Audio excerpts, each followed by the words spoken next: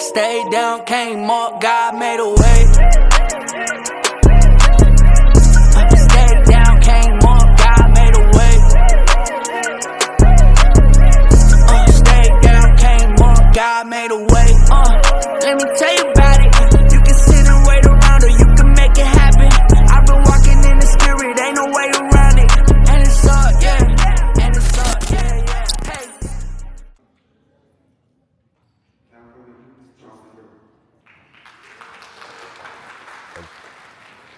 Good evening, good evening. Can you all hear me clearly? Okay. Thank you, brother, for that introduction. So first and foremost, can we give a round of applause to the graduates on tonight for you all's accomplishments? Secondly, I see that we have some family members in the room. We have support, friends, and different things like that. So can the graduates return the favor and give a round of applause to your family and your support team? So first and foremost, and I don't think he's in the room tonight, so y'all know him, so when y'all see him, tell him. But I want to give a special thank you to my brother, Doctor, and I put emphasis on doctor because he just got his doctoral degree, but Dr. Robert Johnson for, but he recommended me on tonight for me to speak during this engagement. And then I want to give a second thank you to Dr., emphasis on doctor, because she just got her doctorate degree, but she's a good friend of mine, Dr. Latika Johnson. And she accepted the recommendation. And so I'm very grateful, and it pays to have friends in high places. But anytime I'm getting up and I'm getting ready to do a speaking engagement, I always want to recognize this person first, but in actuality, you always save the best for last. So I want to give a special thank you to God for providing me on this opportunity. I always think that it's important when God blesses you with a gift, that you then share that gift with his people. And so that's exactly what I plan to do on tonight, to use my voice, to use my talent in order to inspire you all as you all go forward in life. So as I was preparing this speech, I ended up coming across kind of a brief interview, and it was by Denzel Washington. It was the Colorado football team. They interviewed him, and in that interview, they asked him a question. They said, out of all the movies that you've done, what is the best movie that you've ever done? And Denzel, he's done plenty of movies, but his response was so key. He said, the best movie that I've ever done is the next movie I'm about to do.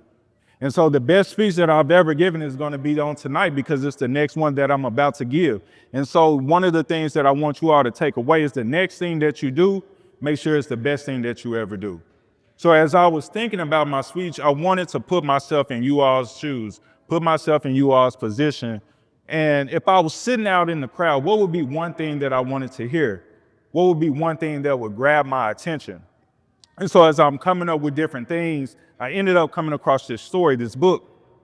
And it was an interesting book, and it has a little bit to do with my speech, but it was some principles. It was a gesture that this young man did. It was a young boy that I read about. And I kind of want to talk to y'all first about this book. And so this book is about a young African-American male. And it starts out where he was maybe 15, 16, kind of a junior getting ready to go in high school. And his very first job was that he worked on a farm. Okay, so if you know anything about farming, there's a thing called tilling the ground. And so if you plant a seed in the ground and it starts to come up, weeds start to grow around the plant. And in order to keep the weeds from soaking up all the nutrients to keep the plant from growing, you have to get out there and you have to till the ground. Now there's a gesture that you do when you're tilling the ground and you're kind of bent over and you're taking a gardening tool, I won't say the name, but you're taking a gardening tool and you're removing the weeds from around it. And so this young boy, he's out there, it's 95, 99 degrees in the heat of the summer, and he has a thought to himself and he said, man, you know, this is not something that I envisioned for myself for the rest of my life. And it was in that moment that he looked up to God and he told God, I believe my life deserves more. I believe there's greater for me. And so just as much as it was important for him in that moment to talk to God, it was also equally important for the gesture that he did, which was lifting up his head. And so as I kept reading about his story, he moves on, he goes to high school. He's a very good football player. He's starting to get some scholarships and different things like that. But then his ego gets the best of him. And because of his emotions, he ends up getting into a fight his senior year. He gets suspended for 3 games, and he ends up having all the scholarships pulled. And so just again, he's facing a trial, and he's bent down. But in that same moment, he looks up to God and he said, God, my dream hasn't been fulfilled. I want to play Division I. And so just as equally as important it was for him to look up to God and speak to him in that moment, it was the ability for him to lift his head. And so he ends up walking onto a football team, chasing his dream to become a Division I football player. He ends up earning a scholarship. He ends up becoming a starter. But then as life would continue, another trial or tribulation would come, and a new coaching staff would come in. And when that coaching staff comes in, they end up taking his scholarship. And so he's sitting outside on his dorm on the stoops, tears in his eyes because he knows without any money, he cannot finish his college degree. And so again, he looks up to God and he says, God, if you give me one more opportunity, I'll go earn my scholarship. And just as much as it was equally important for him to talk to God in that moment, it was equally important for him to find another reason to lift up his head. And so he goes on, he earns that scholarship back. He ends up becoming a starter yet again, and he finishes his college degree. And so then he goes beyond college, and he ends up having a lung collapse. No rhyme or reason. Doctors can't figure out why it happened. And so then they end up repairing it.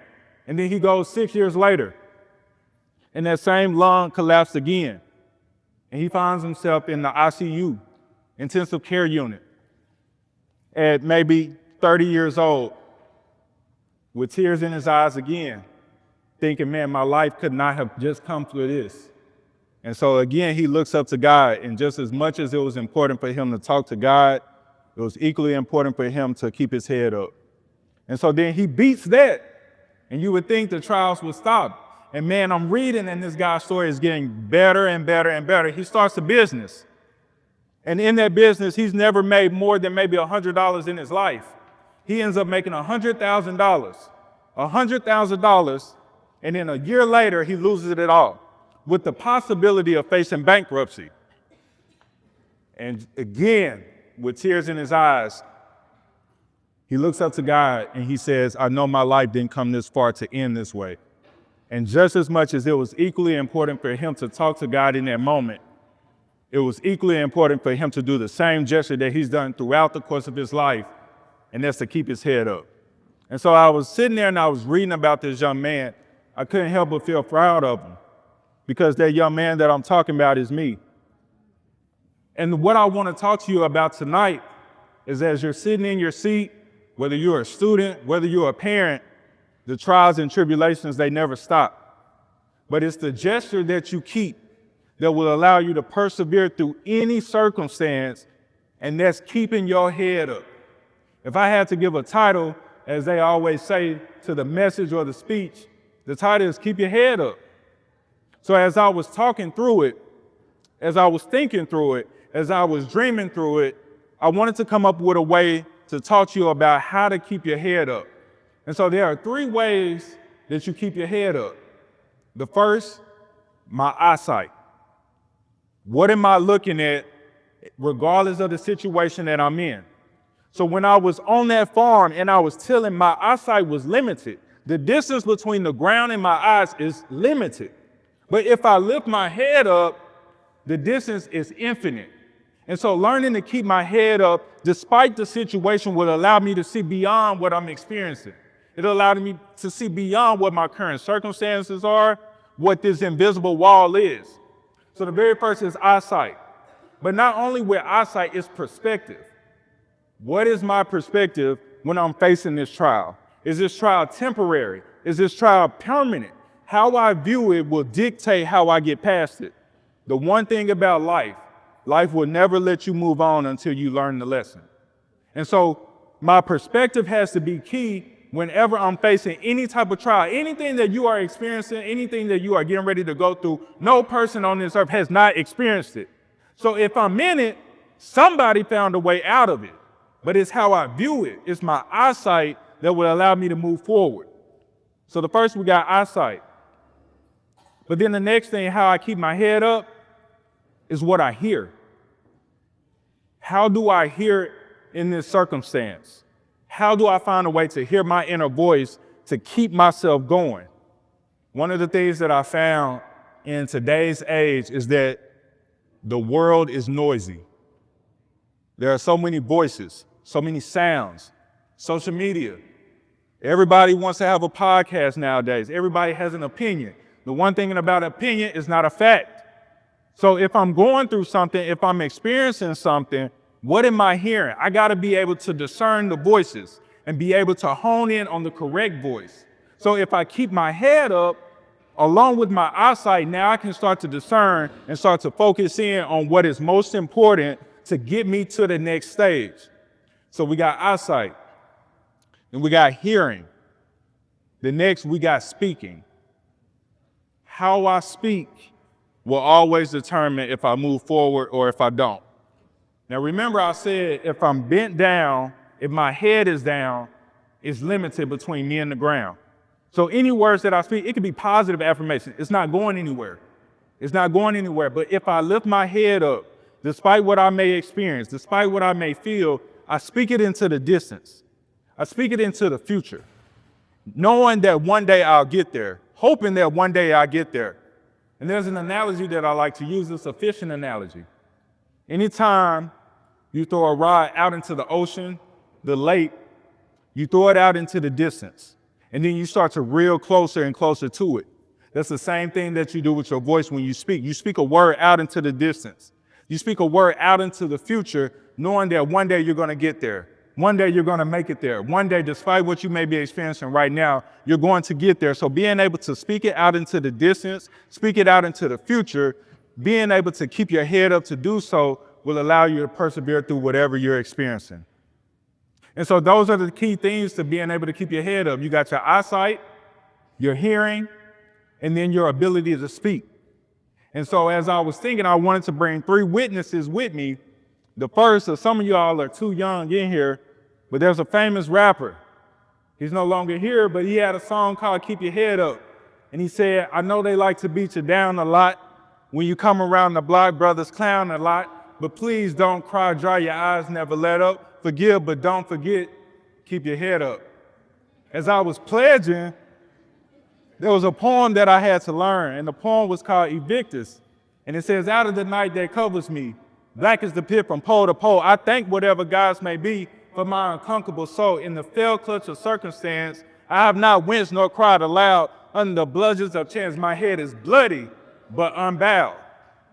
And then the last, which is my favorite, Psalms 121. I will lift up mine eyes to the hills from whence cometh my help coming from the Lord who made heaven and earth. And so as I was thinking of what I wanted to talk to you all on tonight, being able to experience life the way that I've experienced it, I pray that you never experience it that way, but that's not how life goes. And so the one thing that I could give you based on my experience, the one thing that I could provide you based on my experience is just a simple terminology of just keeping your head up.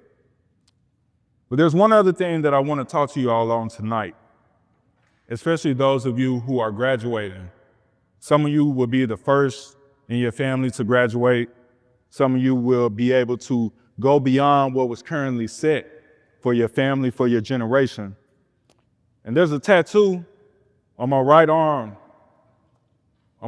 tattoo sleeve, and it says a simple phrase, but a very powerful, very meaningful phrase. And it says, the one. In my life, with my family, I have decided that I'm the one. I am the one that will break any type of generational curse.